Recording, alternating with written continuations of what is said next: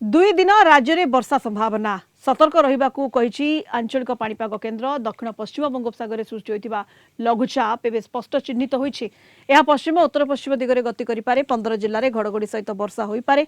मालकानगिरी कोरापुट रायगड़ा नवरंगपुर कलाहांडी नुआपड़ा गंजाम गजपति आदि जिल्ला रे बिजुली घड़घड़ी सहित स्वल्प वर्षा होइपारे। आसंताकाली पई उपकूल और पश्चिम ओडिशार विभिन्न जिल्ला रे घड़घड़ी सह स्वल्प वर्षा आशंका रहिछि।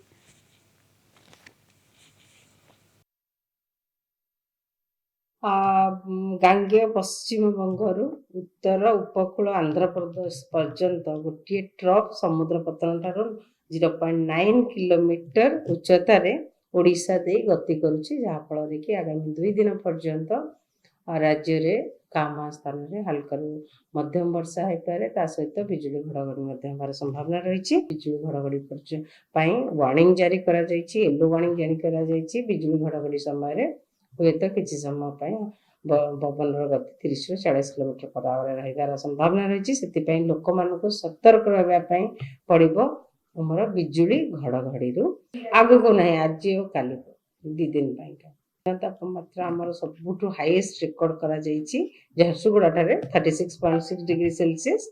ता सहित आमर दिन तापमात्रा मोस्टली आमर दक्षिण ओडिशा एवं उत्तर उपकूलवर्ती अंचल ओडिशा अंचल नॉर्मल रही, स्वाभाविक तापमात्रा रही। किंतु आमर उत्तर अभ्यंतरण ओडिशा 2 ରୁ 3 डिग्री सेल्सियस अधिका रही स्वाभाविक तापमात्रा ठारू। न्यूनतम तापमात्रा रेकर्ड करा जायछि। लोएस्ट मिनिमम तापमात्रा आमर फुलबाणी ठारे 14.0 डिग्री सेल्सियस आउ हिल स्टेशन मानकर जो देखे जी उदयगिरी ठारे 11 डिग्री सेल्सियस रेकर्ड करा जायछि। आगामी 2 दिन मिनिमम तापमात्रा रे विशेष परिवर्तन हेबार संभावना नहीं।